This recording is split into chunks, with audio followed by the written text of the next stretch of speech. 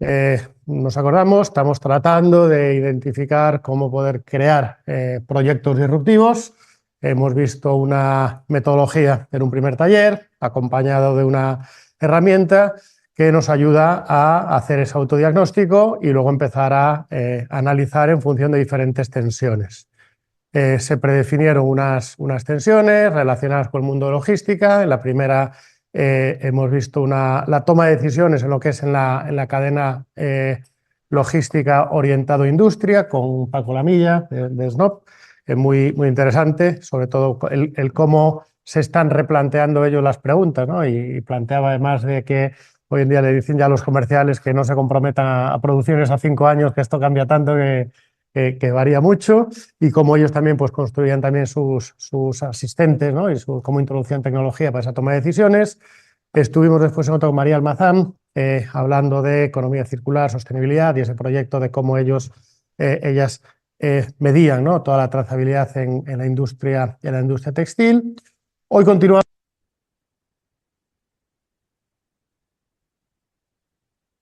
Pero que vamos a ver que nos va a llevar a las realidades del día a día, porque lo que vamos a tratar de hoy es ver la logística no solo desde su sentido más amplio, sino en esa última milla, ¿no? Y con esa figura de los puertos. No sé si mencionaremos los aeropuertos, tenemos que tener cuidado con estas como cosas. vosotros queráis, no hay problema. Aquí como quieren también los participantes.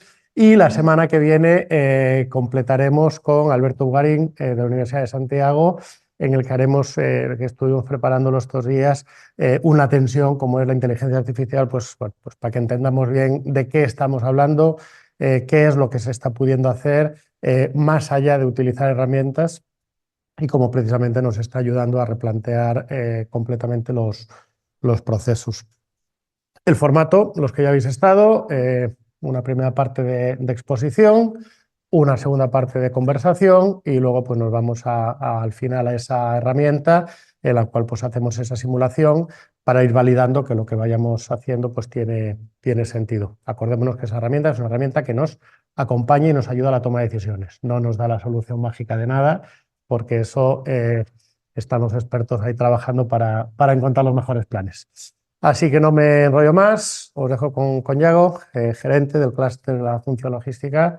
Muy interesante lo que nos cuentas, sabe mucho y está en muchos frentes, con lo cual aprovechemos la sesión. ¿Qué tal, Sandra? Aprovechemos la sesión.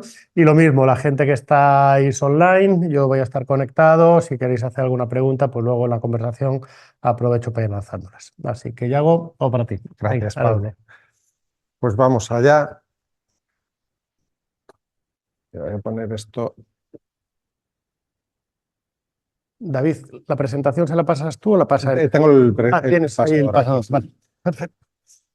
Gracias. Bueno, pues os comento un poco la idea hoy. Como sois perfiles muy variados y muy diferentes, tampoco tenía muy claro dónde focalizar la presentación a la hora de hablar de logística. Entonces, al final me decidí por la calle del medio. Vamos a soltar una serie de pinceladas, de ideas sueltas sobre casos que nosotros nos vamos encontrando en el clúster, no digo a diario, pero sí con mucha frecuencia. Lo que vamos viendo tanto en empresas socias como en empresas que no son socias, pero que se acercan a nosotros por alguna razón. Entonces, bueno, pues un poco la idea es ir soltando esas pinceladas, esperando que alguna os resulte de interés o os haga despertar alguna idea, y por supuesto abierto a cualquier cosa que veáis que os interesa profundizar, pues lo decís y sin ningún problema profundizamos hasta donde podamos, con el compromiso de que si algo no sé, en los próximos días buscaremos quien pueda dar respuesta a esas preguntas concretas. Porque al final la logística es un campo enorme.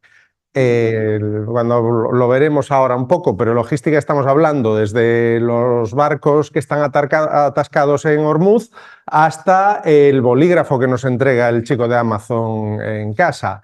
El almacén y todos los procesos de planificación posteriores, evaluaciones, planificación anterior, evaluaciones posteriores, todo eso forma parte de la logística. Entonces, bueno, pues nadie sabe de todo, hay gente que sabe mucho y luego estoy yo, que lo que hago es que tengo muchos números de teléfono.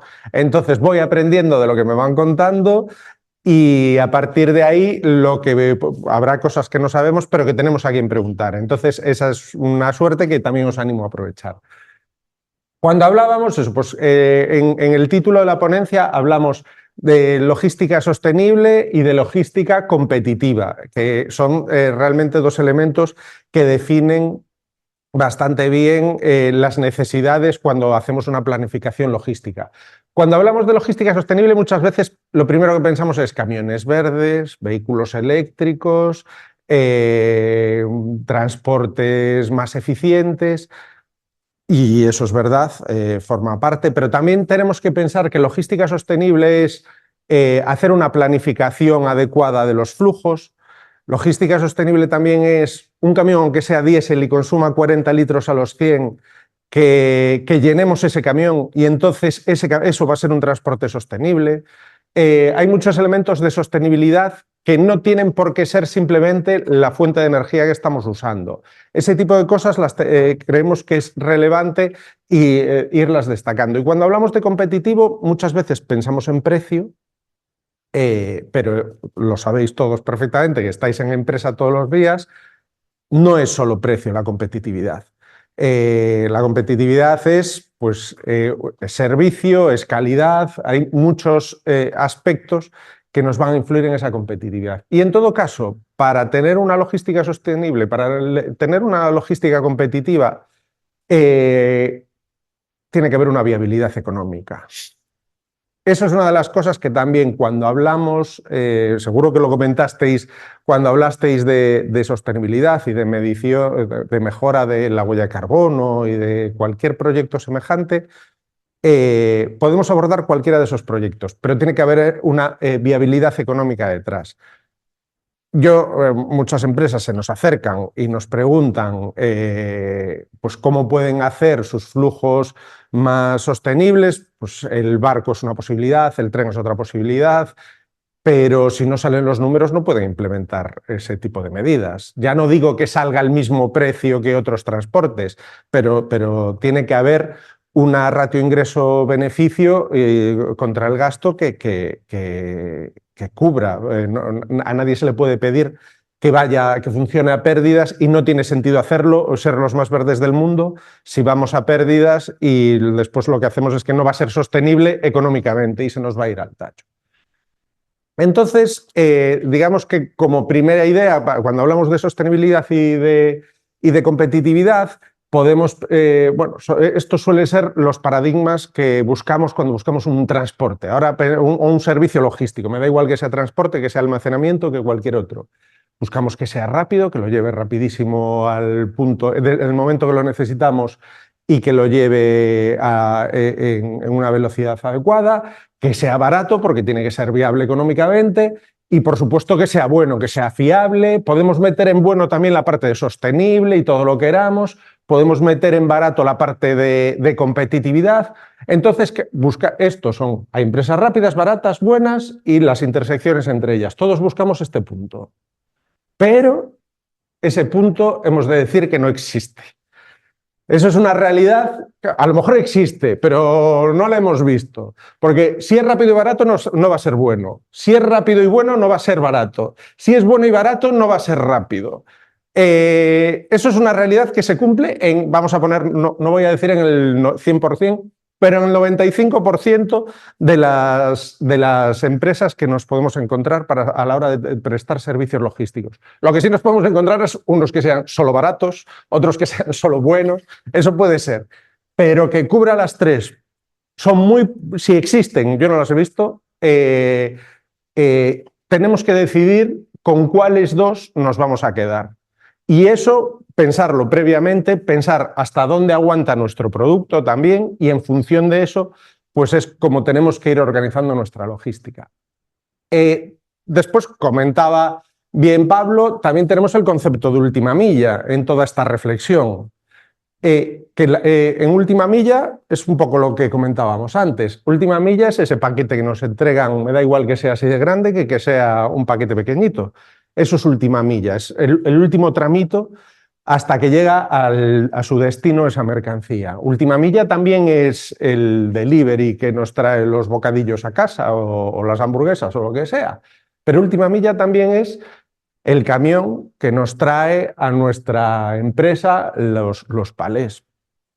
Si tenemos solo dentro del concepto de última milla tenemos esta variedad y muchas más, porque aquí podemos empezar a hablar de farmacia, podemos hablar de frescos, de congelados, de gran distribución. O sea, nosotros identificamos más o menos, tenemos un trato bastante estrecho con casi todos los ayuntamientos de las grandes ciudades de Galicia para hablar solo de última milla. Tenemos identificados pues, que hay unos 8 o 10 sectores de última milla, cada uno, o sea, y esos los distinguimos porque tienen características distintos. Tiempos de parada diferentes, tipos de vehículo diferentes, a veces tiene sentido que sea vehículo pequeño, a veces tiene sentido que sea vehículo grande, y un poco pues eso tiene que entrar dentro de toda la planificación que hacemos y también, una vez más, pensar con anterioridad qué es lo que más nos interesa hacer. Y con todo este paradigma de los transportes, la última milla y demás, lo cierto es que en logística podemos encontrar, de hecho nos hemos encontrado varias veces, dos empresas que con el mismo producto, el mismo servicio y el mismo precio tienen resultados diferentes. Una puede ganar dinero y la otra no. ¿Y dónde vemos que, no vamos a decir que sea la única, pero dónde vemos que hay una de las diferencias claves? En la logística. Ahí vemos que la logística puede ser lo que inclina en la balanza hacia el lado del superávit o hacia el lado del déficit. Lo hemos visto, ¿no? Por poner algunos ejemplos concretos, Inditex, no voy a decir la única, pero desde luego una de las claves de su gran éxito es la logística que montó desde el minuto 1. Desde el primer momento, cuando empezó la internacionalización, 2 veces a la semana llega producto nuevo a las tiendas de todo el mundo y retiran el producto que no se ha vendido o en el que hay más exceso y lo traen de vuelta a las diferentes naves logísticas que tienen, lo reoperan, que llaman ellos, lo vuelven a planchar, lo vuelven a embalar o lo que pueda necesitar y lo destinan a donde pueda haber más movimiento. Stellantis es otro gran ejemplo de una empresa que tiene un componente logístico muy, muy elevado. De hecho, aquí apenas hay espacio de almacenamiento. Funciona todo con un sistema de coordinación que permite tener una producción en constante movimiento. Amazon es otro ejemplo. Y en todo esto nosotros hemos visto, pues, estoy pensando, no os puedo decir las empresas, pero a lo mejor algunos hasta se os viene a la cabeza cuáles son. 2 empresas de transporte marítimo que operaban en el entorno portuario, las 2 en el mismo sector, el mismo tipo de mercancía me quiero referir. Las 2 operaban en una un poco más barato que la otra, pero no era un evento tal, y las 2 con un nivel de servicio decente. Una está creciendo y le va muy bien, la otra presentó el concurso hace un par de años. Por operativa, es cierto que hay la clave precio de que intentaron ganar clientes por vía precio y fue un ejemplo de que si vendes por debajo de coste, pues al final eso antes o después se va al tacho. Y la otra sigue creciendo. Hubo en los últimos años varios concursos de empresas grandes de transporte por carretera. Eran empresas que estaban vendiendo muchísimo, muchísimos clientes, funcionando muy bien. Hay empresas que siguieron creciendo y hay empresas que presentaron el concurso o rozaron el concurso por un problema de organización interna. Al final era esa falta de planificación lo que les pesó. Entonces, de todas estas reflexiones y de los casos que vamos viendo, nosotros identificamos 4 tensiones que suele haber en las cadenas de suministro. Entonces son 4 tensiones que soltamos aquí porque hay que decidir cómo creemos que lo conveniente es decidir dónde nos queremos posicionar en cada una de estas tensiones, qué necesitamos, ya no qué queremos, sino también qué necesitamos, y a partir de ahí empezar a concretar qué tipo de logística podemos necesitar. En primer lugar, la tensión que vemos es la de servicio contra eficiencia. Al final, lo que sale más caro en logística, en logística en general, lo que sale más caro es almacenar o transportar aire, tener espacios libres. Eso es lo que encarece, porque todo lo que es la logística, todo lo paga la carga, que es el producto que al final nos va a generar beneficio. A lo mejor lo paga indirectamente porque es el transportista o el operador logístico el que se lo cobra al que vende esa carga, pero todo lo paga la carga. Entonces, si hay menos carga para repartir, pues a igualdad de costes, ese coste es mayor. Entonces, ese es un concepto que es el básico cuando hablamos de logística. El transporte más caro es el vacío, el almacenamiento más caro es el aire. Todo eso es lo que tenemos que tener presente y a partir de ahí regir el resto de las cuestiones. Luego hay otra serie de factores, ¿no? Porque cuando hablamos de servicio contra eficiencia nos referimos a que puede ser, seguro que pensamos todos en empresas que en cuanto reciben un pedido lo mandan porque es el nivel de servicio que sus clientes esperan de ellos. Hay otras que esperan aglutinar servicios o que hacen, no en cuanto lo reciben lo mandan, sino que esperan a tener varios pedidos, agrupan y hacen un envío conjunto o hacen un envío diario o hacen un envío semanal. Esa cadencia de envíos la tenemos que decidir y la tenemos que pensar en función de nuestra necesidad. Por ejemplo, de aquí de Vigo es Recalvi, que todos la conocéis, o cualquiera de las que curiosamente Recalvi, siendo automoción, siendo componentes de recambios de vehículos, es una logística súper parecida a las farmacias. Es lo más parecido que estuvimos con Recalvi en alguna jornada también aquí en el Círculo y lo hablábamos.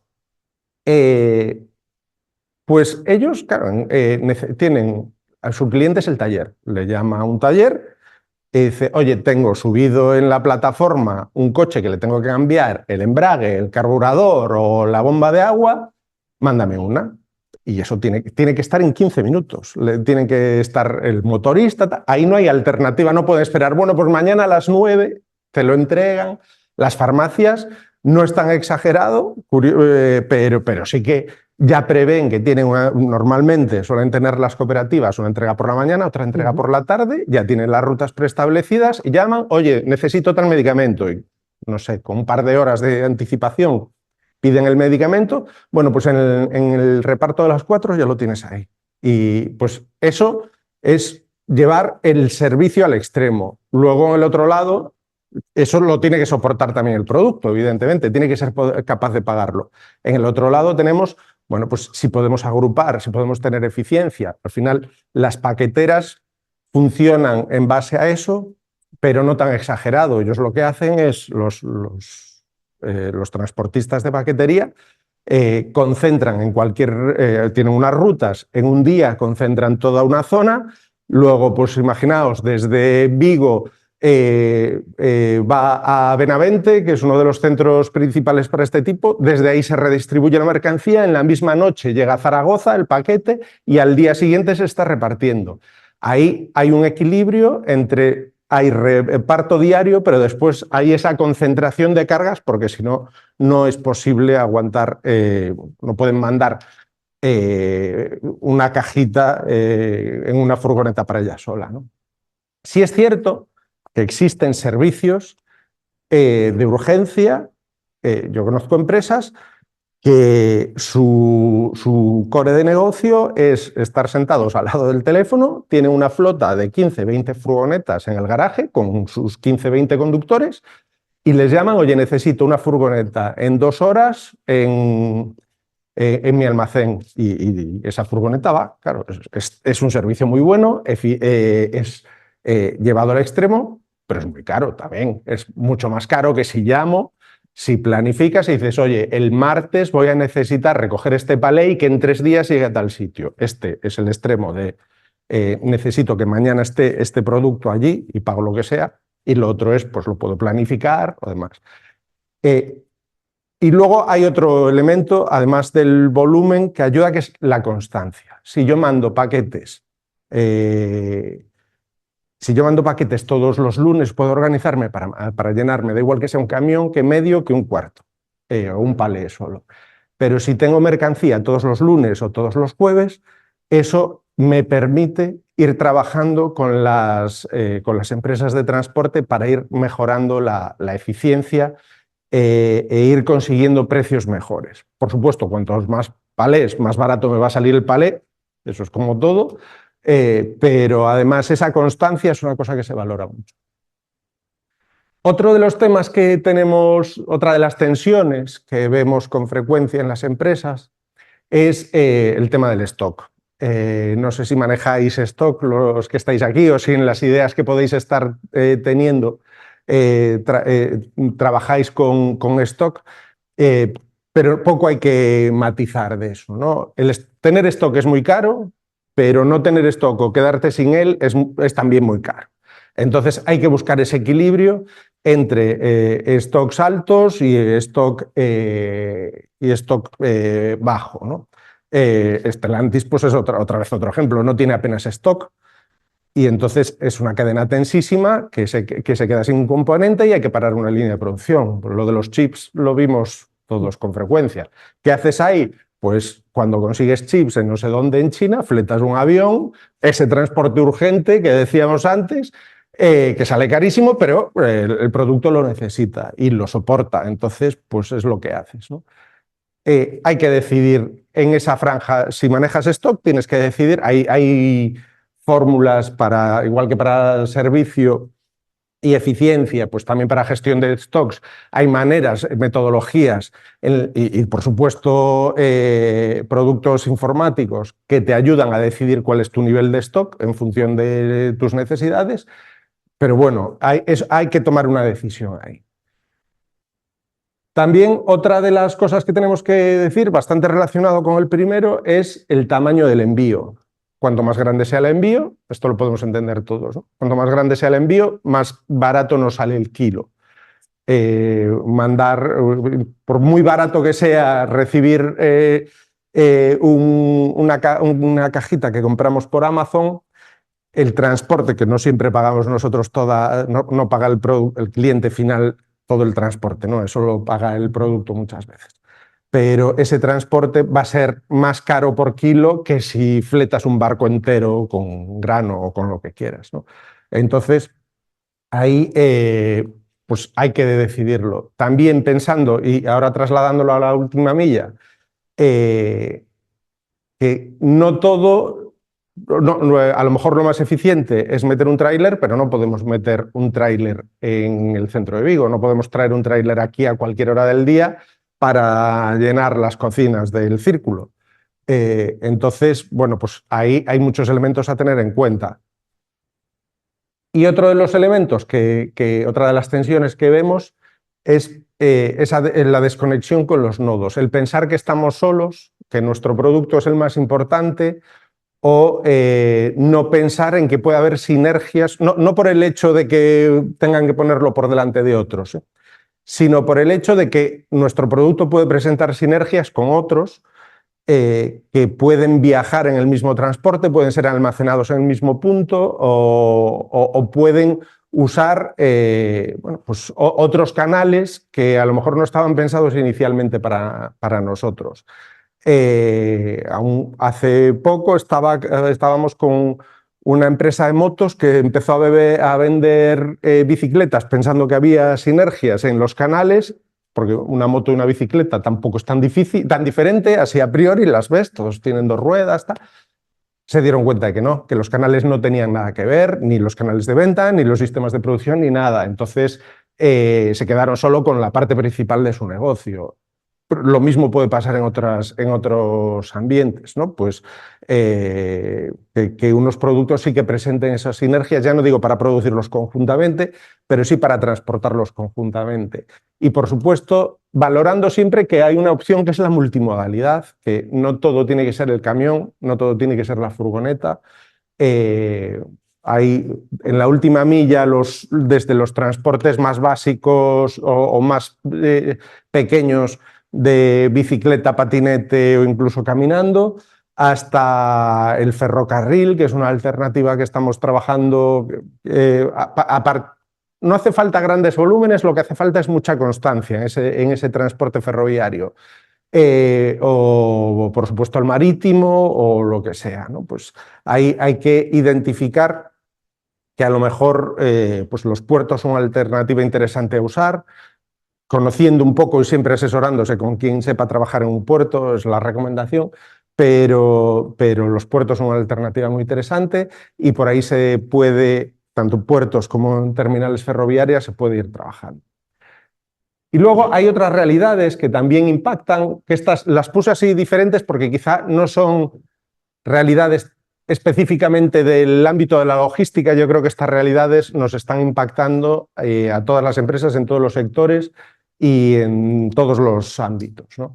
Y sí que nos gusta trasladar la idea de que, empezando por la digitalización, por está el más arriba, ¿no? También entendiendo que la digitalización, más allá de que es un cambio, y Pablo nos podrá decir mucho más sobre este tema, es un cambio radical, mejora la eficiencia, se trabaja mucho más rápido y demás. La verdad, nosotros en el campo logístico, que también es un campo muy particular en según qué sectores, qué partes más específicas, es un cambio más cultural que un cambio de procedimiento. El procedimiento puede ser igual o parecido, pero el tema de que en vez de poner un sello de la empresa, el tema de que haya que firmar en una pantalla o darle un cheque en un correo electrónico, es a veces más problemático ese cambio cultural que no el hecho del procedimiento. La tecnología, para el 90% de los procesos que hacemos en las empresas, la tecnología está sobradamente preparada para mejorarlos. El tema es adaptarlos adecuadamente, encontrar la solución y eso, por supuesto, pero la barrera principal nosotros la estamos viendo en el cambio cultural que requiere a los trabajadores. El miedo a no quedarse sin su trabajo, eso también es una cosa que hay que gestionar y, por supuesto, después el entender que esto pues, le va a permitir dedicar su tiempo a cuestiones más importantes. Y eso me lleva al punto de la automatización. Tanto automatización, ya, por supuesto, de los robots que cogen las cajas, los ponen allí, los mueven, las cintas transportadoras, los que leen los códigos y clasifican, todo eso son realidades que ya están disponibles y que existen. Pero también la automatización de procesos administrativos, de un robot que es un PC normal, que revisa la bandeja de correos, que en función de los correos los lee, ve a qué departamento hay que dirigirlos y desde ahí ya puede activar pues todo un proceso de atención al cliente sin necesidad de intervención humana en la parte esa básica, porque al final leer un correo y decir esto es un problema con logística, pues se lo paso al de transporte, esto es un problema con tal. Todo eso la persona no aporta valor ahí, pero en cambio, bien organizado, pues la persona que en vez de leer ese correo está ayudando a encontrar una solución para ese cliente, pues es donde sí que puede realmente hacer algo positivo para mejorar la percepción del cliente. Y en todo esto, bueno, por supuesto, luego lo puedes llevar hasta donde ahora todo el desarrollo de la IA y todos estos desarrollos te pueda ir a donde te alcance la imaginación, ¿no? El otro día tuve un problema con Disney Plus que les ponía una película a mis hijos, no me funcionaba y hablé con atención al cliente a la 1 de la mañana, que me atendieron perfecto, yo estoy convencido, o sea, convencido no, sé que era una IA quien iba interactuando conmigo, que me reseteó la cuenta para que me dejara de tal. Y luego leí que efectivamente Disney Plus había prescindido no sé cuántos miles de trabajadores para su servicio de atención al cliente, era una inteligencia artificial. Yo no digo que todos tengamos que llegar a eso, pero, ni mucho menos. Pero bueno, sí es bueno saber dónde está el límite, que ahora mismo no alcanzo ni a imaginarlo dónde puede estar, y que sí que interioricemos que los procesos repetitivos que no aportan valor a la empresa, esos no tiene sentido que los haga una persona. Si vas a Asia, allí diciéndote cuidado con el escalón, ponen a una persona para decírtelo, porque le sale más barato tener una persona que poner un cartel.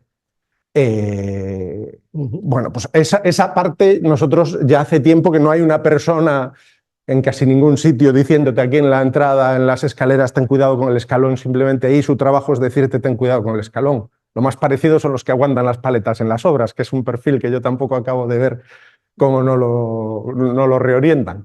Pero eso lo superamos. Pues eso mismo es, digamos, la reducción al absurdo, pero eso mismo puede pasar con muchos procesos que pueden ser mucho más o un poco más complicados y con un coste, o sea, realmente, según qué cosas, qué procesos de automatización tienen un coste realmente asumible.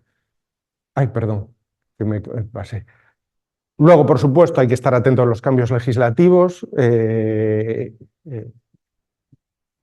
que buscar la manera de ver cuándo va a haber cambios normativos y adaptarse. Hace poco entró en vigor, por relacionarlo un poco con mi sector, ¿no? Entró en vigor una norma que las carretillas elevadoras que están en los almacenes tienen que tener un seguro de RC parecido al de los coches, que eso antes no era necesario si no salían del recinto, pues ahora lo tienen que tener. Ahora, a partir de octubre, la documentación del transporte, la documentación que va a bordo del camión, va a tener que ser obligatoriamente electrónica. Esas cosas hay que saberlas, hay que estar atento, hay que buscar la manera de que te llegue la información y en la medida de lo posible anticiparte para que no te impacte y no te rompa todo, no tener que andar corriendo a última hora, que es lo que nos pasa a todos muchas veces. Por supuesto, pasa mucho las interrupciones en las cadenas de suministro. Nos pasó, bueno, desde el COVID yo creo que hemos acumulado todas las posibles casuísticas, desde el petrolero que se cruzó en el canal de Suez, la sequía en el canal de Panamá, ahora el problema en el estrecho de Hormuz y toda la guerra, los problemas bélicos en el Mar Rojo, que también te hacen desviar los barcos, por supuesto el incremento del precio del combustible.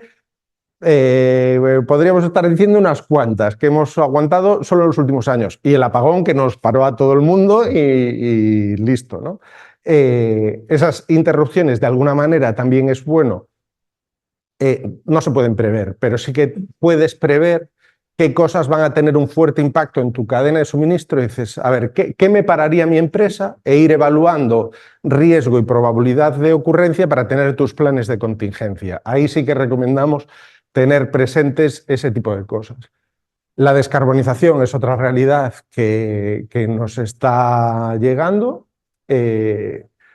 Empezó como un tema más de marketing, luego se está metiendo, entró como un requerimiento legal progresivamente y a más que va a llegar, y acaba siendo una necesidad operativa. Pues tienes que reducir tu huella de carbono, tanto la tuya como la de las empresas que contratas.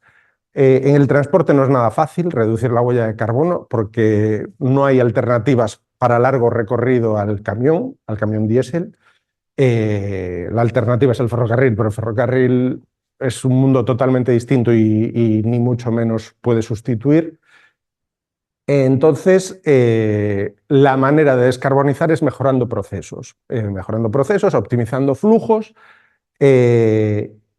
y todavía dando un paso atrás y un paso previo es que en muchos casos en el transporte ya no es que no seamos capaces de descarbonizar, es que no somos capaces de saber, o sea, no puedes reducir si no mediste tu huella, tienes que saber medir tu huella de carbono, o tus costes externos o como sea que lo quieras medir, ¿no? Pero estamos en el paso de empezar a entender cómo podemos medir la huella de carbono o los costes externos de nuestros procesos productivos. Y luego otro problema que nos estamos encontrando y que creo que pasa en todos los sectores es la dificultad para encontrar profesionales, ya no digo ni formados, profesionales que quieran trabajar en el sector, en el transporte. Se ve de vez en cuando en los periódicos, ¿no? Con los transportistas, los conductores. Es una realidad que es muy palpable, pero pasan muchísimos más perfiles, está siendo muy complicado encontrar gente Y lo que tenemos que buscar es ya no solo captar personal, que por supuesto eso es un problema y es difícil, hay que hacerlo como se pueda, y retener el que tienes, que también es una necesidad cada vez mayor. Y entonces, con todo esto, las tensiones, los impactos que veíamos, pues vemos una serie de buenas prácticas que están aplicando las empresas, que son como las recomendaciones que vemos así a priori que se pueden lanzar, ¿no? Que al final la más importante es la primera. Tuve dudas de si ponerla de primera o ponerla de última, al final la puse de primera porque creo que es lo que tiene más sentido. Tenemos que definir cómo queremos que sea nuestro servicio. Pues ver cómo es nuestro producto, o nuestro servicio, y en función de eso definir la logística, planificar qué logística queremos o necesitamos, que puede ser una combinación, no tiene que ser nada llevado al extremo. Normalmente las soluciones suelen ser escoger, en logística las soluciones óptimas suelen ser escoger para cada tramo logístico la solución más eficiente. Pero tenemos que definir si queremos mucho stock, poco stock, medio stock, si queremos agrupar pedidos o no agrupar pedidos, si queremos envíos grandes, envíos pequeños, ese tipo de cosas las tenemos que definir previamente, reflexionar, ver qué esperan nuestros clientes. A lo mejor hay que, pues como Amazon, que te dice entrega express por 2 euros, entrega en 5 días, gratuita, ese tipo de cosas, pues eso, cada uno tiene que pensar un poco en su producto, ver con qué proveedores puede contar y a partir de ahí definirlo, ¿no? Pero hay que planificarlo anteriormente, escogiendo y sabiendo que no se puede escoger todo y que hay que priorizar de alguna manera. Luego, pues hay que diseñar esa red. Si tenemos un almacén, nuestro o incluso un almacén que nos opera un operador logístico, nosotros nos centramos en fabricar y vender. Hay incluso empresas que ni siquiera se meten en la producción, que ellos lo único que hacen es vender. Pues este almacén tiene este producto que me permite que yo se lo venda. Pues también es otra alternativa. Hay muchas posibilidades. Pero tienes que pensar, primero, dónde quieres tener el stock, en un punto o en varios, y desde ahí, cómo lo repartes. Normalmente, para iniciativas pequeñas, lo que tiene sentido es contar siempre el almacén, ya depende de lo que sea, ¿no?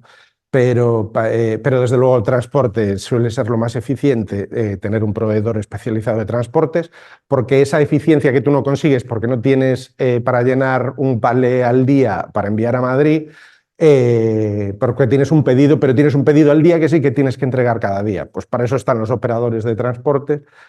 También os digo, pedid ofertas y pedid niveles de servicio, porque no todos son iguales y merece la pena comparar, pero necesitas diseñar esa red y definir la política de stock, pues un stock grande, un stock pequeño, mido, pues una vez sabes más o menos cuántos pedidos tienes cada cierto tiempo, cuánto tiempo te lleva a producirlo, pues a partir de ahí puedes escoger un poco tus niveles de stock óptimos, pero lo tienes que escoger y, por supuesto, todo con una planificación y lo que comentábamos antes, con un trabajo de medir qué riesgos tenemos en nuestras cadenas de suministro, escoger cuáles son aquellos para los que me tengo que preparar, porque a lo mejor prepararse para uno es demasiado caro, no me merece la pena, prefiero estar parado una semana, pero para otros igual no me lo puedo permitir. Entonces, hay que identificar riesgos, medirlos y planificar soluciones paliativas para estos riesgos.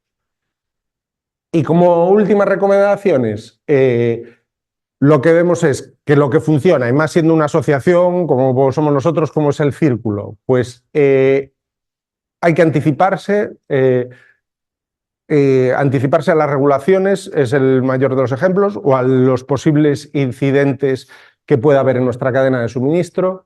Compartir información ayuda, compartir con nuestros proveedores y con nuestros clientes información ayuda a reducir la incerteza para trabajar mejor, para adaptarse mejor a los cambios o para prevenir mejor ciertos problemas.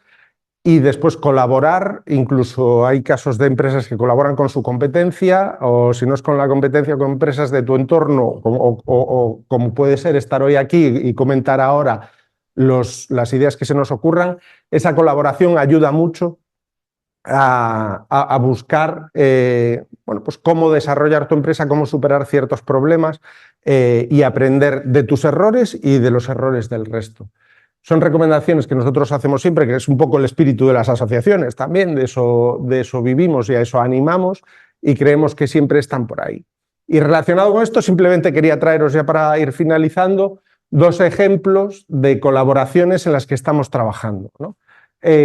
Por un lado, bueno, pues el ferrocarril es uno de los grandes ejemplos de cuestiones que no se pueden poner en marcha sin colaboración y sin compartir información. En Galicia nadie está siendo capaz de poner en solitario trenes en marcha para sacar mercancía de Galicia. Sí que están funcionando algunos de tren, algunos, pues los de Sogama, o algunos trenes de grano en rutas regionales, pero para movimientos muy cortos. Pero para sacar mercancía de Galicia está costando muchísimo poner trenes en marcha, porque una empresa sola no llena los flujos que esos trenes necesitan. Son muchas toneladas lo que mueve un tren, y bueno, pues esas toneladas hay que sacarlas de algún lado, y con constancia. Entonces, como individualmente no podemos, pues a través de la colaboración y de compartir información, lo que estamos haciendo en el clúster es juntar intereses de distintas empresas para poder poner esos trenes en marcha. Creemos que es una de las cuestiones que va a ser clave en el medio largo plazo, pero en 5 o 10 años, que tener ferrocarril funcionando creemos que va a ser muy importante. Pensando que en el mejor de los escenarios estamos hablando de sacar de la carretera un 10-12% de las mercancías. El 80, 85, 90% restante va a seguir yendo por la carretera en los camiones. Pero hay una parte de mercancías que creemos que puede ser perfectamente trasladada en ferrocarril, y tenemos que trabajar en conjunto todo el sector empresarial para que eso sea posible. Y al final lo que necesitas es constancia. Pero un ferrocarril con un palé no se llena, ni con un contenedor, pero con un palé de muchas empresas, sabiendo que ese palé va a salir todos los lunes, pues ahí a lo mejor ya se puede empezar a hablar. No para todos los puntos, pero puede ser una de las opciones. Y otra de las cuestiones es lo que os comentaba de pues, la documentación que va a bordo en el camión. Tiene que ser a partir de octubre obligatoriamente digital. Eso es una cosa que veíamos venir, pero que todos estamos esperando hasta que venga. No vamos a adaptarnos, y todavía hoy hay muchas empresas que no se han empezado a adaptar para esto. Unos dicen, bueno, lo que pasa en este país y en muchos otros, ¿no? El transportista dice que a mí me tiene que dar el documento digital el cliente dice, no, esto es un trabajo del transportista. Ahí se pueden enredar durante horas, pero hay un poco también desde el clúster lo que estamos intentando hacer es poner de acuerdo a clientes y proveedores de transporte para ofrecer esas soluciones digitales. Hay muchísimas en el mercado, no es un problema de que no haya oferta, pero es un tema de que se pueda poner cómodamente, y que para el transportista no sea un suplicio tener, porque si necesita una aplicación específica, según para quién trabaje, tiene que llevar la aplicación A o la B o la C.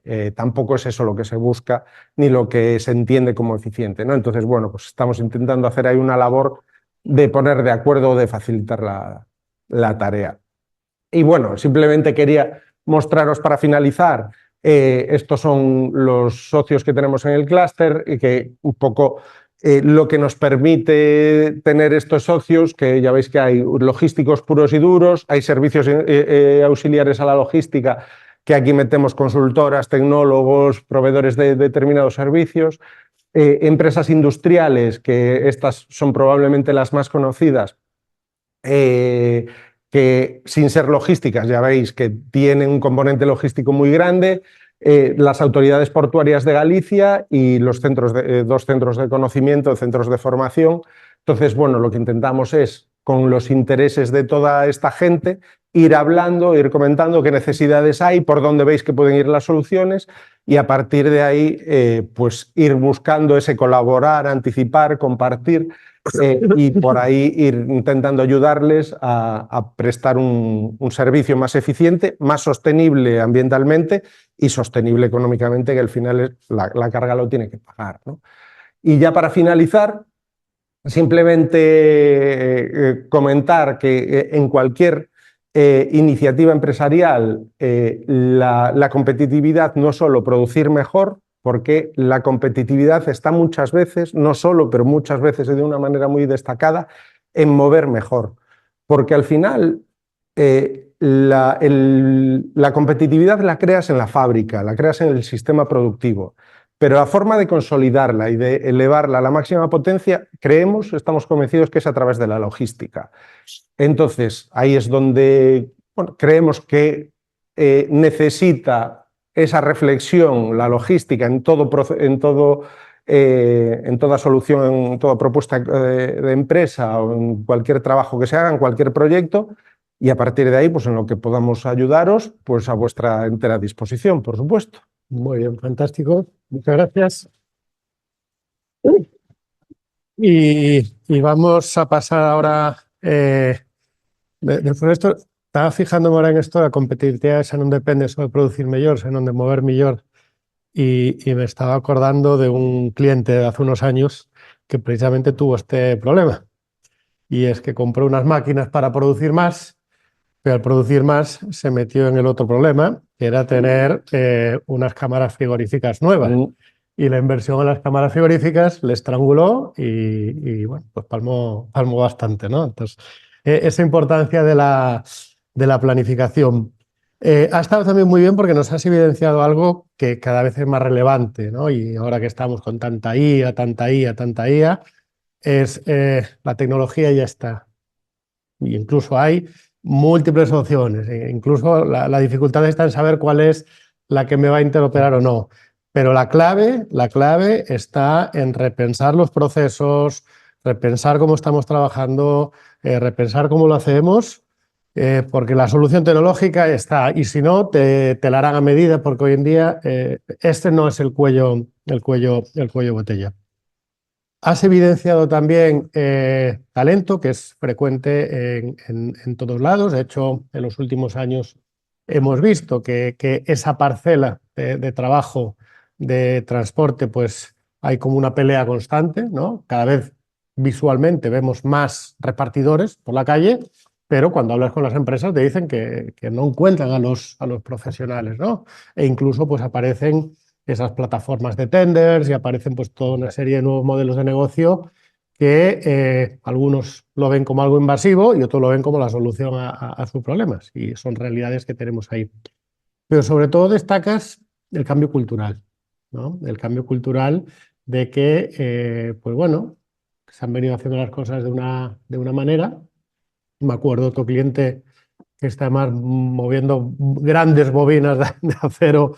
Los albaranes eran en papel y se entregaban desde la ventanilla. La bobina viene en barco, se descarga, viene un camión, lo carga, lo va a descargar y todo con un papel que cuando volvía el transportista con el papel aquel mojado, decías tú, y ahora a ver cómo lo metes, ¿no? Y por cierto, no hacían el picking porque tenían la tecnología, pero como no les llegaba la cobertura del wifi ahí a no sé dónde, dices tú, bueno, pues cambiar la manera de hacerlo, ¿no? Y todo esto nos sitúa en un momento en el cual, pues, bueno, estamos acostumbrados a vivir con lo bonito para mí de la logística es la trazabilidad completa, ¿no? Y lo mismo te está afectando la geopolítica, que te está afectando la escasez de talento cualificado local. Y ahí es donde vamos a lanzar la conversación, ¿no? Nos has expuesto la importancia de planificar, que además contamos la gran suerte de que no es un clúster de logística, es de la función, ¿no? Y eso es importante, porque cuando lo montaste y me lo explicabais, y la importancia de entender cuál es el papel de la logística, porque más allá de los costes, creo que sigue siendo con personal de los mayores costes en industria, la importancia de que si lo hacemos bien y si sabemos con quién hacerlo, podemos tener una ventaja competitiva. Y ahí es donde siempre hemos hablado, Yago, que en Galicia, pues siempre hemos dicho que afortunados porque geográficamente pues estamos en un sitio privilegiado. Y esto en un contexto en el que hoy en día se están reorganizando, vamos a decirlo así, las cadenas de suministro, mi pregunta va un poco por ahí, ¿no? De decir, oye, estamos aprovechando las ventajas que tenemos aquí en Galicia o incluso, ya que nos los pongas, conocemos cuáles son las ventajas y la infraestructura que tenemos aquí en Galicia para poder planificar logística. Pues cuando hablamos de que somos un territorio privilegiado, también hay que pensar privilegiado para qué. Privilegiado para mover mercancía por carretera a Madrid, no somos privilegiados para eso. Y por ferrocarril en estos momentos, pues tampoco, porque Todavía no, está. todavía no. Pero sí que tenemos muchos factores en los que sí que podemos ser privilegiados, porque estamos pegados a una frontera, pero esa frontera es muy tranquila y muy activa comercialmente. Por supuesto, tenemos 5 puertos. Para que os hagáis una idea, en España creo que hay 28 autoridades portuarias de interés general del Estado. 5 de ellas están en Galicia, 5 de 28. Es un porcentaje bastante bueno. Unas más grandes, otras más pequeñas, pero igual que pasa en el resto de España. Y una zona franca. Y una zona franca que hay. En la península creo que hay 5 o 3. Cádiz, Barcelona y Bilbao y queda alguna por ahí. ¿Sí? Y Cádiz, Barcelona, Vigo y luego. Sí, no sé si igual nos queda por ahí alguna otra, pero Alguna bueno. por Levante, pero bueno. Pero que sí. Entonces, posibilidades tenemos, las estamos aprovechando regular. Regular porque también, bueno, yo creo que empieza a haber una conciencia del asociacionismo, del trabajar todos a una, que en otros territorios lo vemos desde hace décadas. Comentábamos antes, Pablo y Miguel, el País Vasco. Ellos, el tema cooperativa, asociacionismo empresarial y demás, nos llevan décadas de ventaja y ahí está la situación de unos y otros, ¿no? Que nosotros estamos bastante bien, también he de decir, comparado con otros territorios y pensando que Galicia somos los 5.os exportadores de España. Exportadores. Que a veces lo hablo con otras asociaciones de Madrid, de Barcelona y tal, y dices, eso lo tienes mal, no me suena a mí que eso sea. Que sí, los datos son objetivos, somos los poco salió el dato de la fruta, ¿no? Que el de Vigo era el que más, ¿no? Efectivamente, el puerto de Vigo en fruta, y gracias también a unos buques transoceánicos que empezaron a funcionar hace poco. Y por supuesto también el desarrollo de la fruta de Vigo vino también porque hay una gran capacidad, la mitad de la capacidad de almacenamiento frigorífico en puerto de toda España, la mitad la tenemos aquí en Galicia. La mitad en Vigo, la mitad en Coruña, más o menos. Sí. O sea, como teníamos una gran capacidad frigorífica por la pesca, pudimos meternos a otro tipo de frescos y otro tipo de congelados y está viéndose disparado, y los números del puerto de Vigo son excepcionales. Quizás ahí hago, y un poco relacionando con la parte de cultura, ¿no? Quizás la tradición o la evolución nos ha llevado siempre a trabajar en mercados nacionales y no es hasta que entramos en mercados internacionales cuando nos damos cuenta de esto, ¿no? ¿Por dónde voy? Seguimos viéndonos como periféricos, cuando igual el cambio ya es que diciendo, no, nosotros no somos periféricos, nosotros somos nodos, ¿no? Peninsularmente somos periféricos, efectivamente. Claro. Pero marítimamente estamos en el centro de la principal vía marítima de Europa, y tenemos que aspirar a eso, a lo que tú bien comentas, a ser nodos. Pues aquí en Vigo nos pasa con la pesca, nos pasa con el granito también mucho. Ya no es solo el granito, empezamos con el granito que salía de Porriño y que a través del puerto llegaba a medio mundo, o la pizarra que venía de Valdeorras y que también podía salir por este puerto. Pero a raíz de eso, Vigo ahora es un hub en piedra natural, que viene piedra de otros países, desde aquí se reopera en caso que sea necesario y se reexporta. pues tenemos que aspirar a que esos modelos que vayan creciendo en otros sectores. Porque cuando estamos hablando de esos conceptos, ¿no? Hablábamos de hub, hablamos de nodo, se habla mucho, ¿no? De nodo puerto nodal, hablamos de ferrocarril incluso. ¿Qué es exactamente el valor que le queremos aportar a ese concepto de nodo?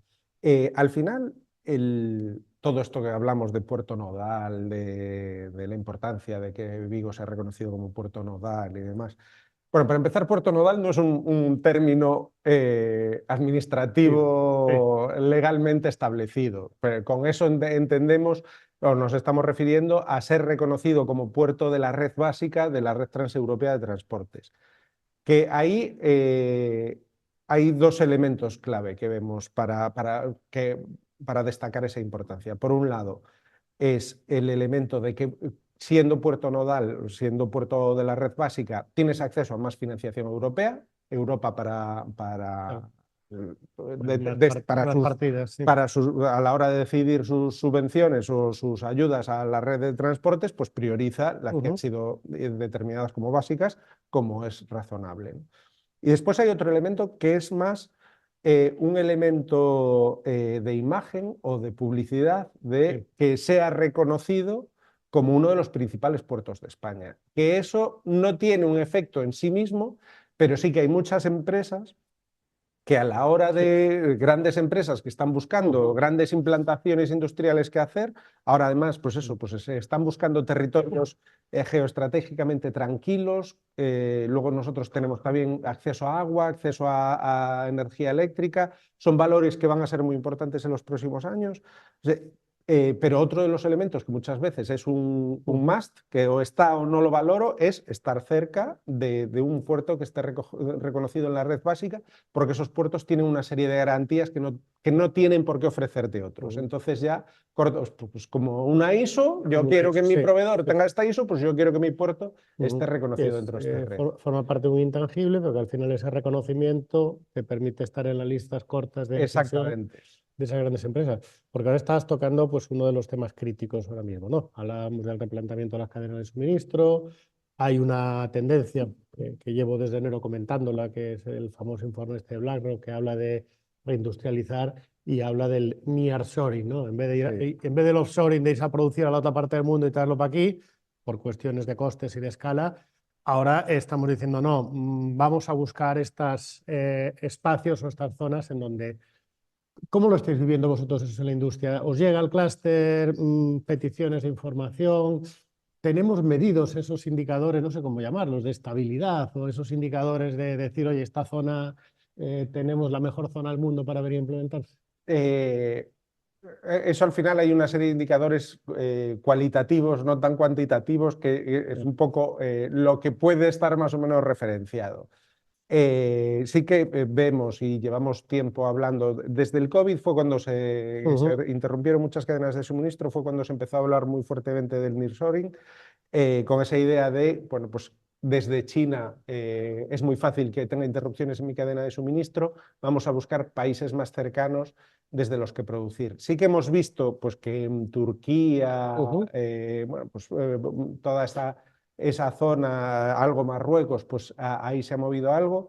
En paralelo también ha habido otra inercia que es, pues si NIAR es cerca, pues también hay otra que es friendshoring, orientado a no tanto que esté cerca, que también que no esté muy lejos, pero también que sea con características culturales parecidas a las mías. Y en ese sentido, pues Sudamérica también está aprovechando muy bien el tirón, porque es muy parecido. Bueno, también México, que es de Norteamérica. En América hay varios países que están aprovechando bien ese tirón y ese interés.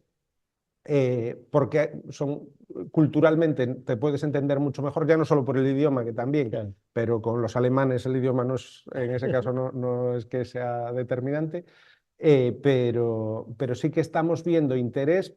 Lo que pasa es que va muy lento, son cambios muy meditados, pero sí que vemos que de vez en cuando van llegando solicitudes, que no las analizan todas a través de nosotros, a nosotros nos llega alguna suelta y a lo mejor pues con la Xunta o con Zona Franca comentas ciertos aspectos para echarles una mano a hacer algún tipo de propuesta, ¿no?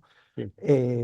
Pero sí que vemos pues, de los países de la frontera con Rusia, pues también hay empresas que quieren tener plantas de backup gemelas a las que tienen en esa zona, tenerlas en otros territorios, y ahí pues nos intentamos posicionar poco a poco, o por lo menos bases de almacenamiento, bases logísticas en las que estocar determinados productos clave. Claro, que alrededor de todo esto que estamos hablando de logística, es que es todo el mundo, ¿no? Es decir, estamos planteándolo como yo como empresa, cómo me puedo beneficiar de estar donde estoy, aquí en Galicia, a la hora de tomar estas decisiones, pero luego hablábamos también de ese concepto de puertos nodales o de dejar de pensar tanto a efectos de periferia y empezar a pensar también de que estamos en la puerta de entrada de Europa para todo el tráfico que venga de América, por ejemplo, o para los desplazamientos norte-sur, sur-norte,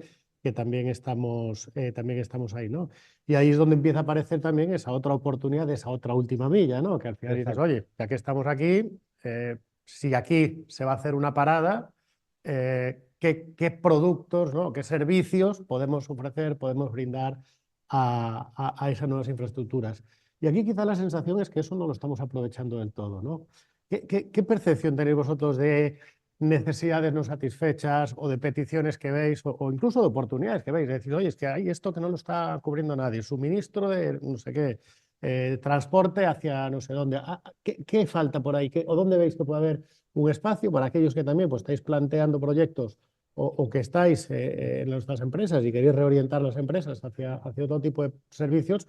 ¿Dónde nos ofrece la logística y sobre todo en esta infraestructura que tenemos aquí en Galicia, dónde nos ofrece oportunidades? Pues mira, nosotros creemos que es fundamental atraer industria. Al final, en logística necesitas masa crítica. Cuanto más grande hagas la masa crítica, pues te va a permitir mejorar esos flujos. Entonces, estamos trabajando por atraer industria y hay un problema en Galicia con el suelo empresarial. El suelo. Poco a poco se está trabajando en ello, pero es un cambio lento. Te iba a decir que parques empresariales por Galicia adelante hay unos cuantos. Sí, pero no responden a las necesidades tan bien como deberían, porque, bueno, aquí en el entorno de Vigo, por ejemplo, hay muy poquito suelo empresarial disponible. Lo más cerca es la Plisán, que según para la implantación que pueda ser, encaja o no encaja. Pero después, a medida que te alejas, pues muchas veces hay parcelas de 2.000, de 3.000 metros, que eso pues, está bien para montar un taller, para montar un pequeño almacén, pero para una empresa mínimamente grande, nosotros las peticiones de suelo que nos llegan de empresas logísticas no bajan de 10, 12, 15.000 metros.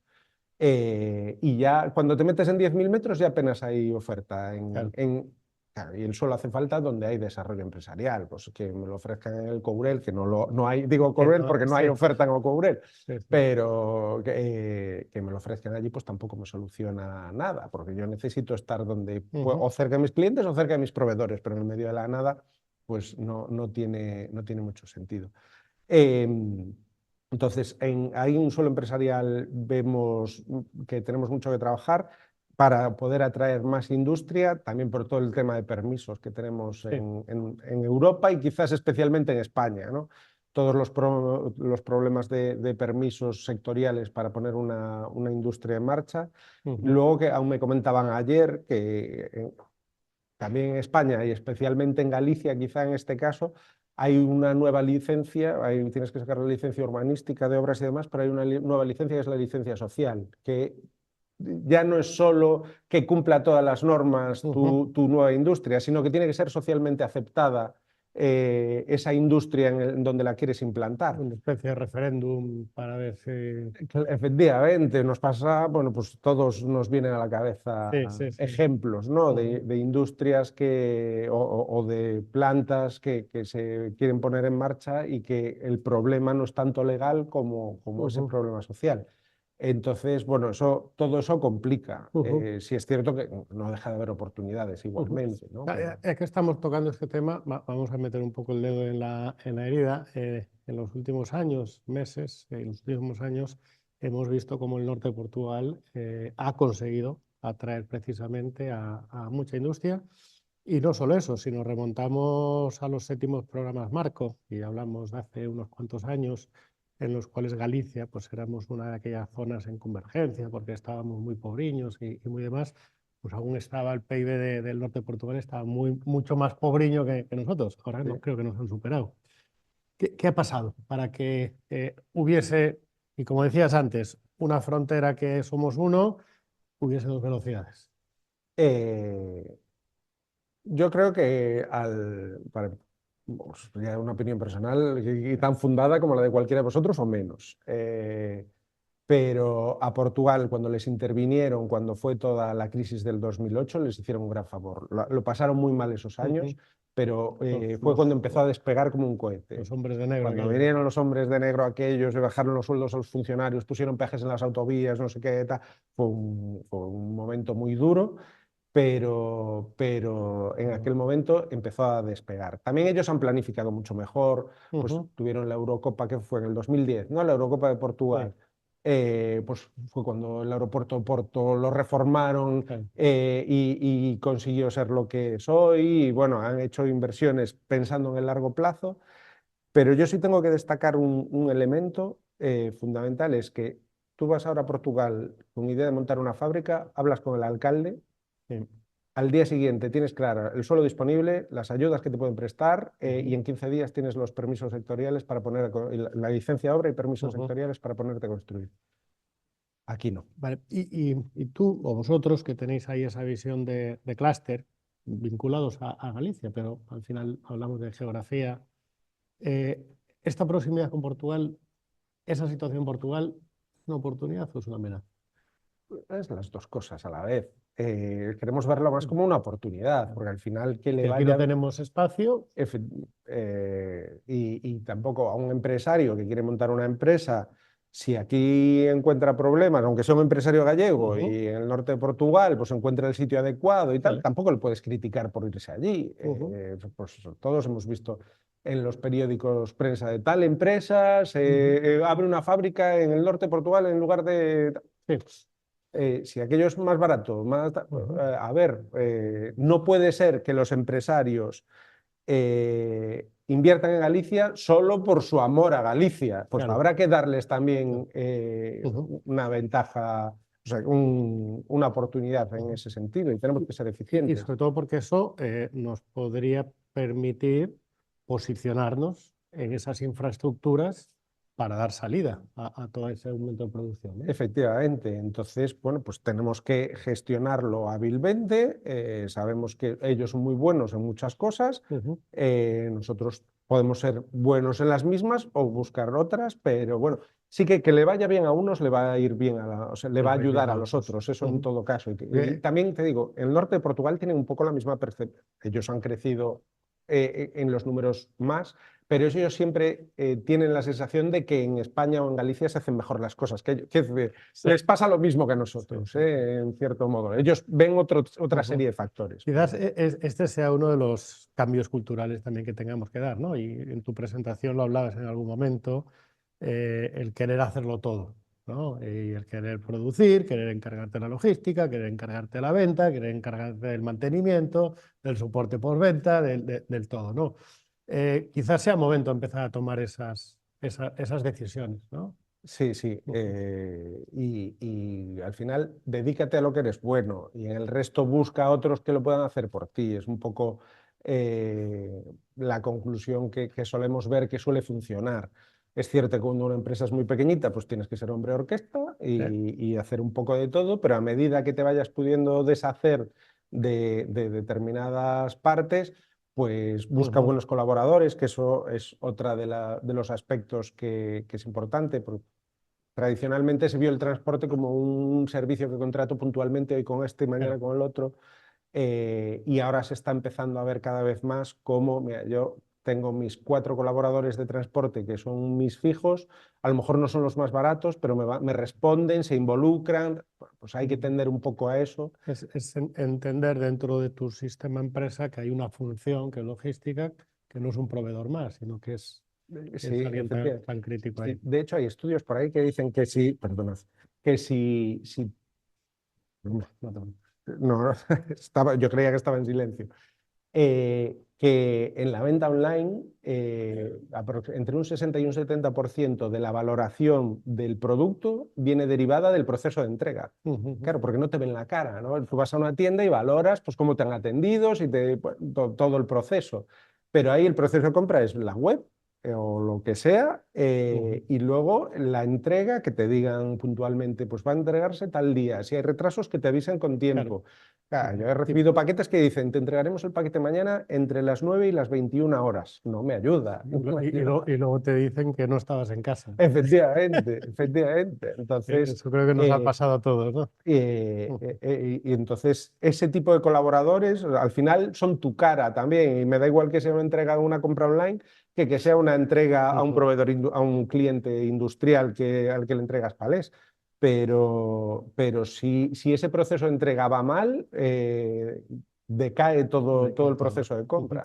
De las tensiones que muy bien nos mostraste y luego pues cuál es ese círculo, ¿no? de grandes preocupaciones.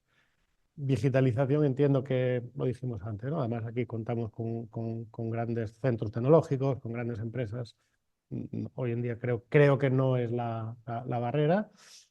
La otra que es caballo de batalla es la descarbonización. Incluso pues aquí sí que nos vamos a datos pues un poco más duros, porque claro, renovar una flota de pesca, que ya sabemos que es una flota que está bueno, adecuada. Sin embargo, hace menos de un mes traíamos un gran transbordador ya de los primeros propulsados por hidrógeno. Transporte por carretera, veremos que sean todos camiones autónomos o no, o qué tipo de camiones, o qué tipo de trailers, o qué tipo de tal. ¿Cómo ves? Con digitalización, bueno, al final la tecnología también afecta para conseguir los otros objetivos, pero este tema de descarbonización, ¿no? Que siempre nos lo han puesto como un objetivo, ¿no? Y claro, además la descarbonización es global. Y cuando te vas a otras geografías y Sí. ves que allí pues, se lo toman como se lo toman, dices, a ver si es que estamos poniendo demasiado empeño en esto y nos está limitando. Hoy en día percibís que es una presión el tener ese objetivo o el que se esté continuamente con ese objetivo. Las grandes industrias sí que están mucho con eso. Están mucho con eso y trabajando muy intensamente en la parte de medición de huella, porque al final lo que necesitas son planes de descarbonización, pero esa descarbonización no es bajar tu huella de carbono a cero, es reducirla. Que a lo mejor estás en 1000 y bajas a 990, pero el tema es que haya una senda de reducción. Es cierto que cuanto más reduzcas, pues más medallitas te ponen y demás, pero bueno. Pero es que el problema para muchas empresas es la parte previa, es esa medición de la huella. Porque además una empresa industrial, bueno, todas, pero tienen los alcances 1, 2 y 3. Yo no soy un experto en la materia, pero sí que sé que el alcance 3 es la huella de carbono que generan tus proveedores, y ahí el transporte suele llevarse a la palma. Además, con un aspecto que es que cuando no hay una medición cierta de la huella de carbono, se calcula en base a parámetros. Coges toneladas, kilómetro, multiplicas por un factor de emisiones y eso es lo que sale. Entonces, claro, no hay manera de reducir esa huella, ese alcance 3 para las industrias si no hay una medición cierta. Mientras sea por parámetro, va a ser un número casi fijo. Entonces, están mucho en ayudar a las empresas a que midan y a partir de la medición, pues eso, pues intenta llenar un poco más tus camiones. En el largo recorrido de carretera no vamos a ver No es ahí donde hay que no. enfocar, ¿no? Y si hay que enfocarlo es en hacer los transportes más eficientes, pero no en cambiar la motorización. Claro. Reducir kilómetros o reducir pendientes, que al final pues a veces interesa un recorrido aunque sea un poco más largo, Sí. para que haya menos emisiones y demás, ¿no? Perfecto. Creemos que va más por ahí, pero las empresas lo están trabajando cada vez más por esa medición del alcance 3 que lo están pidiendo y bueno, en cualquier momento da un volantazo y de repente deja de ser prioridad, pero Sí, como de sí, sí. momento no parece que vayan por ahí los tiros, pues Muy hay que bien. adaptarse. Bueno, Yago, concluimos. Hemos hablado antes, durante y vamos a cerrar hablando. Has insistido mucho en planificar, tener un plan. ¿Qué dice vuestro plan? ¿Qué va a pasar en la función logística, por lo menos aquí en Galicia, en el próximo ciclo? Pues nuestro plan habla, por supuesto, de incremento del transporte ferroviario, ¿Vale? eh, pero con esos niveles del 10%, Sí, 12% que sí, sí. comentábamos Siendo antes. realistas, Sí, sí, pero bueno. es que estamos en un 2-3, Ujú. y si quitas el tráfico de la basura de Sogama, todavía estamos en Todavía hay menos. menos, ¿no? Entonces, Porque apenas hay la ruta de Transglobal de aquí del sur y algo en el norte en eh, Ferrol. sí, pero o sea, es que es muy Es muy poquito. poquito. Que salgan fuera de Galicia son 2 o 3 flujos, no son más. Ujú, Entonces creemos que hay mucho que crecer en ujú. transporte ferroviario, que Transporte es una gran ferroviario. oportunidad tanto en coste como en reducción de huella. Eh, Potenciar nuestros puertos como hubs, Sí, etiqueta nodal, no nodal, pero que efectivamente, estén en la lista corta, ¿no? De los elegidos. exactamente, y con un foco muy presente en toda la parte de alimentación, ¿Vale? que creemos que tenemos un expertise ahí Sí. que no tienen otras comunidades y otras zonas y podemos hacer las cosas bien. Y desde ahí, pues, atraer nueva industria y seguir creciendo al albur de la Ujú. industria, pero la logística va así. Va así, ¿no? Va así. Perfecto, pues tenemos creo que por lo menos las tres claves, ¿no? De si nos queremos acercar a esta función logística o analizarla desde una perspectiva de estrategia, ver que, bueno, pues hay unas posibilidades ahí. Toda esa parte, no sé si decir nueva, porque originalmente fue la que empezó, que era el transporte ferrocarril, pero luego nos deshicimos de él y ahora lo volvemos a recuperar, pero que es una oportunidad en sí misma, siendo prudentes con los márgenes, pero con los márgenes me refiero a que al final lo que vas a retirar de carretera es de 10%, pero al final si pasas de 1 al 10%, un 9% de incremento, Son muchas significa toneladas, ¿eh? que va a haber mucho movimiento ahí y habrá que repensar el cómo fabricamos para ese transporte, qué tipo de servicios, qué tipo de tecnologías, qué tipo de todo. Pues ahí hay un espacio de aprovechamiento. Aprovechar esa tradición en la industria alimentaria, que no se nos enfade ni el granito, ni la pizarra, ni automoción, ni nadie más, pero decir, oye, si durante años hemos sido pioneros a nivel global de poder conseguir generar unos modelos en los cuales se integra la logística dentro de la extracción, transformación y distribución, vamos a continuar tirando por ahí y que bien sea por nuestras propias cualidades o las de nuestros vecinos, conseguir atraer esa inversión, ¿no? Conseguir atraer esa inversión, que venga industria, que se instale y que utilice nuestras infraestructuras, especialmente puertos. No nos hemos metido con los aeropuertos, pero bueno, son otras infraestructuras que están ahí. Ya veremos si exclusivas o no de turismo, Sí, negocios para mercancía en este y momento no. mercancía. De mercancía mejor que estén para esos momentos Sí, puntuales, ¿no? efectivamente. Para esos momentos puntuales, pero establecer cómo está, se me viene a la cabeza el aeropuerto de Foronda y por allí por Vitoria y de estos que son exclusivamente logísticos, no parece que aquí tengamos esa No se necesidad, ve, ¿no? no se ve de En el momento. plan no está, ¿no? No lo vemos. El principal aeropuerto de mercancías de Galicia es Barajas. Es Barajas, Lo tenemos perfecto. todos claro. Entonces lo tengo que conectar mejor con la meseta, me conectar mejor y que ahí podamos tener esos flujos. Perfecto, pues nos vamos con unas cuantas ideas, ¿no? De por dónde van las cuestiones. Y para cerrar, en estos 5 minutos, si me ayudas, David, nos acordamos, tenemos en esa página que hemos creado ese dominio que estaba disponible, innovaciongalicia.com, pues dije, pues lo vamos a registrar y ahí hemos ido generando pues, unos repositorios de ciertas actividades. Tenéis acceso al grupo en LinkedIn del foro de innovación de aquí del Círculo, que está pues, muy bien que os apuntéis, porque bueno, intercambiamos mucha información y pretendemos que sea un espacio abierto de conocimiento. Y dentro de lo que son los talleres multidisciplinares, eh, sí, sí, para que lo vean también online. Hola online. Tengo vuestras preguntas por aquí, aunque no habéis estado muy activos hoy. Si vamos en talleres multidisciplinares, ahí tendríamos a la izquierda, bueno, todo el contenido de estos talleres, ahí se están subiendo los diferentes contenidos y tenemos el asistente IA que le hemos llamado y que hemos creado únicamente para esto, un poco pues haciendo gala de que hoy en día la tecnología, algunos estamos más familiarizados, pero que realmente no es el problema. Hoy en día no es el problema. Entonces, bueno, si te parece, David, pues vamos con algo random, que como decimos aquí. Bueno, hemos hablado, por ejemplo, de alimentación, ¿no? Pues venga, vamos a hacer hoy la simulación con empresa de alimentación. Vamos cubriendo esos datos que nos indica ahí. Empleados, pues una empresa aquí de alimentación, vamos a decir, pues unas conserveras, por ejemplo. Podemos estar en 120 empleados.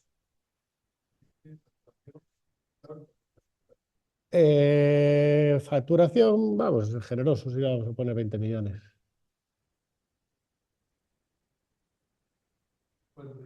Y la fuente de ingresos, el canal mayorista, el B2B.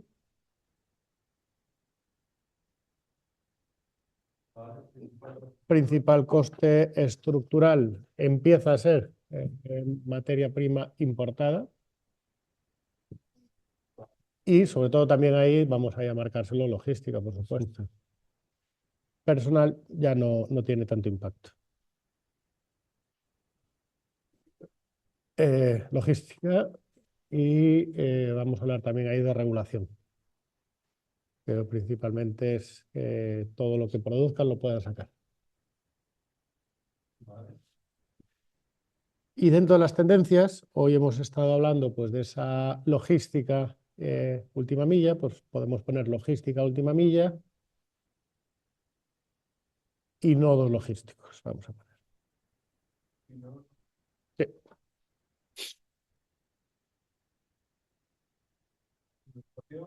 La principal frustración, almacenamiento. Que si no consiguen sacarla, tienen que almacenarla ellos. Y eso es el coste. Vale, y luego abajo tenemos pues para poner más recursos. Si es un proyecto real, le ponemos la web. Si tenemos nuestro proyecto, le subimos nuestro PDF, lo que queramos. Acordaros que para hacerlo de manera privada, arriba se genera un código. No hace falta que demos datos personales. A ver, te dio un fallo. Habrá que volver a cargarlo entonces. Dale, refresca la página. Déjame. Aquí, a ver, aplico el fallo. Vale, sí, pero si ya lo tienes, aparece por ahí, te tiene que ir rápido. Así. Esto qué fácil es esto.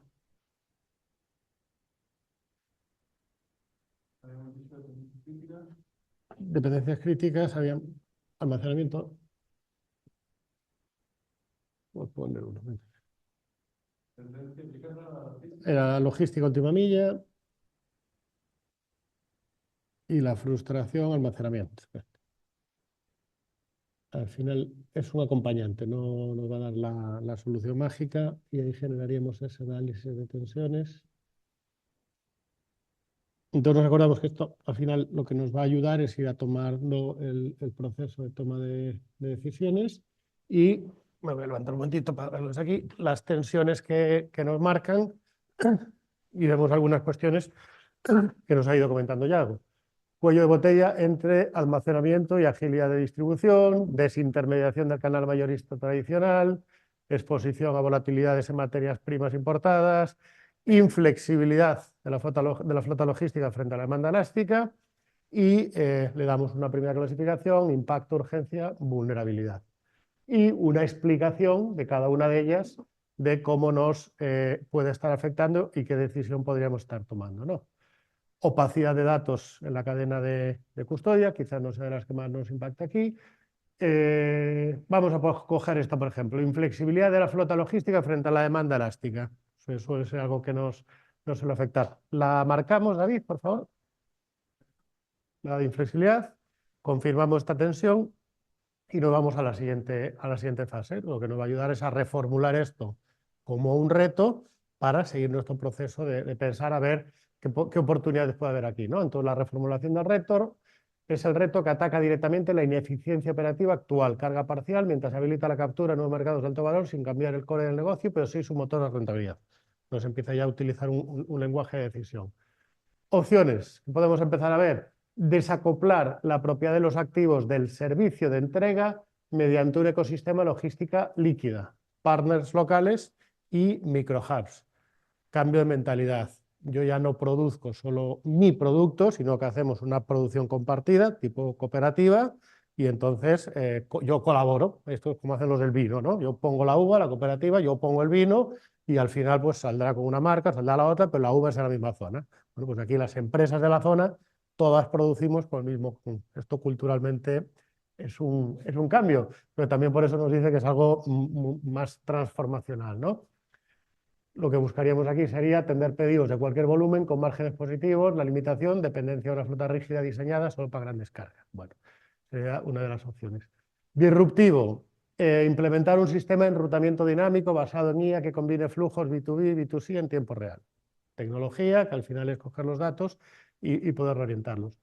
O reconvertir nuestra infraestructura de almacén en nodos de micro-fulfillment automatizados para terceros. Si yo al final pues tengo picos o tengo momentos, que esto ya en el PACE ya se vino haciendo, de hecho por ahí surgió todo el tema de alimentación, y nos lo califica también como disruptivos, ¿no? Logistics as a service con entregas en menos de 2 horas. Bueno, como estamos mucho con la última milla, vamos a coger esto, por ejemplo, y en la reformulación vamos a poner que reconvertir esta infraestructura almacén en nodos de microfulming automatizados para terceros, y vamos a introducir aquí con acceso compartido. Esto ya existen estos frigoríficos en los cuales va uno allí, sí, que le mete el código, entra y por aquí por los alrededores, que de hecho son los que están todos ocupados, que no hay espacio disponible. Así que inversores que estéis por ahí, hay que venir a invertir en frigoríficos. Vale, y aquí ya nos empieza a decir, oye, bueno, pues de aquí qué podemos sacar, ¿no? ¿Qué opciones nos dan? Y sobre todo esa clasificación que buscamos hacia lo incremental, transformacional o disruptivo. Bueno, pues el enfoque que le podemos dar: optimización logística interna 4.0, esto ya lo hemos trabajado; almacén colaborativo bajo demanda, warehouse as a service; y la disruptiva, que nos marca aquí, la red de microfulfillment automatizada para última milla, o un hub de consolidación, importaciones compartidas, o una plataforma de inventario distribuido y tokenizado, ¿no? Creando un mercado de inventario. Vamos a irnos a una de las disruptivas, vamos a esta de aquí, por ejemplo, que ya empezamos con ella, y ya nos dice: conversión total del almacén en un nodo tecnológico de alta densidad robótica, mecanismo de sustitución de almacenamiento estático por preparación de pedidos automatizada. La ventaja: posiciona a la empresa como un socio crítico para el e-commerce local, aprovechando esa tendencia última milla. Y un riesgo: puede haber una obsolescencia tecnológica rápida y una alta barrera de entrada. Bueno, nos va marcando esas hipótesis. El asistente nos ayuda a ir construyéndolas para poder tener una herramienta de trabajo. Entonces ahora tenemos esta información de proyecto, que cambia, que queda obsoleto, para quién, cómo crea captura de valor, capacidades necesarias, qué impacto, nos identifica posibles ya grandes clientes o posibles tecnologías con las que trabajar, y nos marcaría también lo que podría ser un posible primer esbozo de lo que podría ser una posibilidad de proyecto. Si estamos conforme con lo que nos sale aquí, confirmamos y le vamos a pedir que nos dé un test de estrés. ¿Qué es un test de estrés? Es qué pruebas tengo que hacer para que de manera rápida y con un coste bajo pueda validar si esto tiene sentido o no. Entonces me dice, bueno, ¿por qué podría fracasar? Pensamos entonces ahí un CAPEX desproporcionado, una rigidez operativa, fricción en la integración tecnológica. Eso es lo que me podía decir que podía fracasar.